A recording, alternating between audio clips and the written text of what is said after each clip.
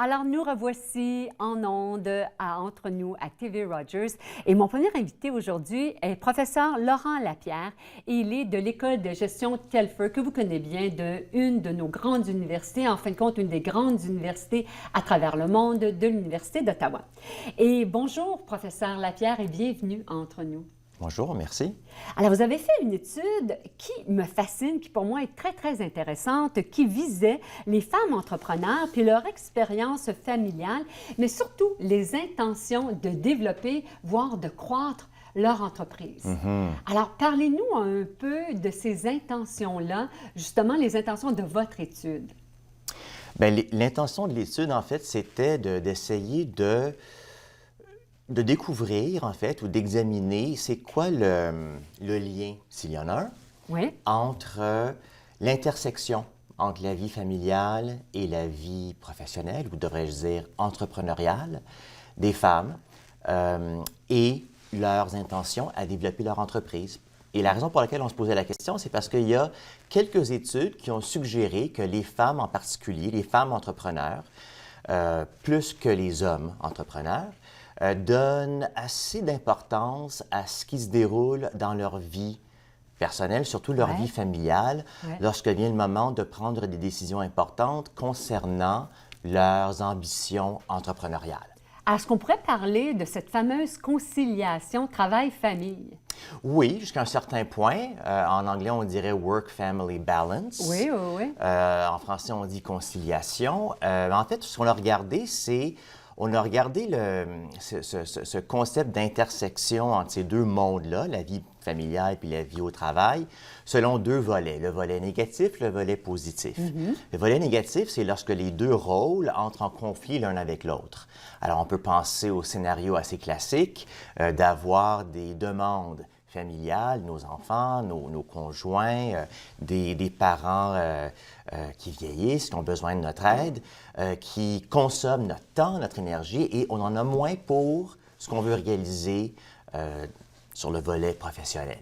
Alors, puis quand on parlait justement de cette famille-là, alors les entrepreneurs qui ont fait partie de votre échantillonnage, alors elles étaient toutes mamans. Est-ce que c'était une condition de faire partie de cette étude-là? Est-ce qu'elles étaient toutes mamans? Est-ce qu'elles étaient toutes en couple? Vous avez fait la mention d'avoir des parents âgés.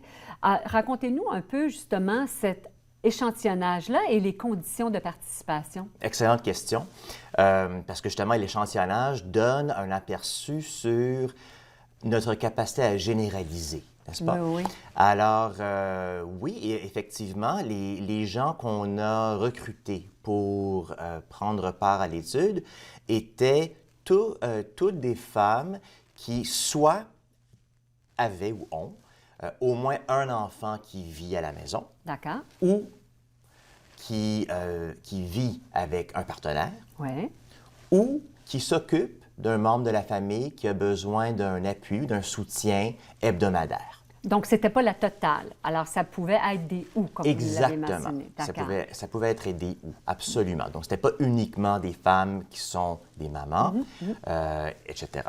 Donc, c'est cela. Et avec ces critères-là, on a réussi à recruter 116 femmes, qui est un échantillon modéré, de petit à modéré, si on pense à l'échantillonnage courant qui se fait dans les études en gestion.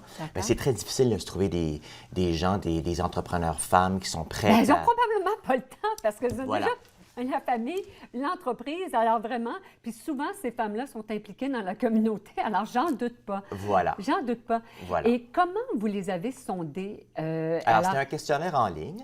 Un questionnaire en ligne, et puis on leur demandait de décrire avec des mesures déjà bien développées dans d'autres études. On leur demandait de nous donner des informations concernant justement leurs conflits, s'il y en a un, qu'ils vivent, entre leur vie familiale et leur... J'imagine qu'il y en avait peut-être plus qu'un. Plus qu'un conflit ou plus qu'un répondant?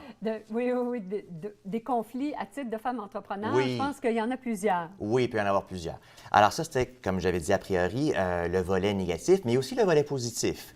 Lorsqu'on parle de l'intersection, la vie familiale, vie professionnelle, et ça, on parle d'enrichissement d'un rôle à l'autre. Alors, par exemple, une femme entrepreneur pourrait avoir une vie familiale où les membres de la famille, que ce soit des enfants ou que ce soit un conjoint, peu importe, lui donnent de la rétroaction sur ce qu'elle vit au travail, ce qu'elle T'es vit. bonne, tu fais bien ça. Ça, ou bien des suggestions sur comment mieux gérer des problèmes qu'elle affronte. Ah oui, hein? Oui, tout à fait. Est-ce que vous diriez que ces suggestions-là, c'est quand l'entrepreneur sollicite conjoint-conjointe? Parce que des fois, ça pourrait être terrain glissant. Bonne question. L'étude n'a pas éclairci cette question particulière.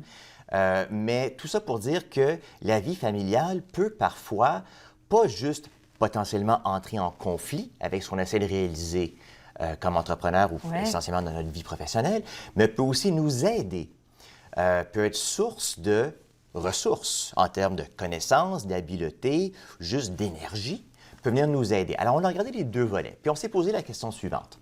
On s'est demandé, une femme entrepreneur qui vit très peu de conflits, famille-travail, et en plus, qui vit pas mal d'enrichissement du monde familial ou du rôle familial. Vice-versa. Versus son travail, OK?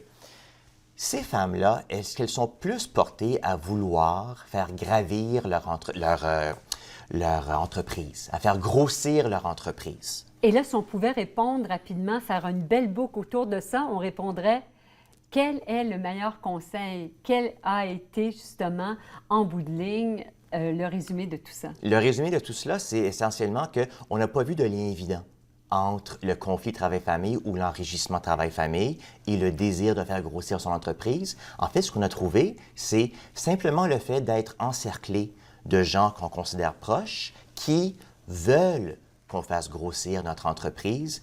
Ça a été assez fortement lié au désir de faire grossir l'entreprise. Très intéressant. Alors, vous l'avez entendu, mesdames, entourez-vous de gens qui veulent vous voir être à votre meilleur, mais d'aller et de poursuivre sur cette lancée si c'est ce que vous souhaitez. N'est-ce pas, M. Lapierre? C'est cela. Alors, merci beaucoup, professeur Lapierre. Alors, mesdames et messieurs, si vous avez des questions, comme toujours, vous allez pouvoir vous retrouver sur le site web de l'École de gestion Telford de l'Université d'Ottawa. Et tout de suite après la pause, on revient avec une étoile filante montante d'ici avec Madame la chanteuse, compositeur, auteur Céleste Lévy. À tout de suite.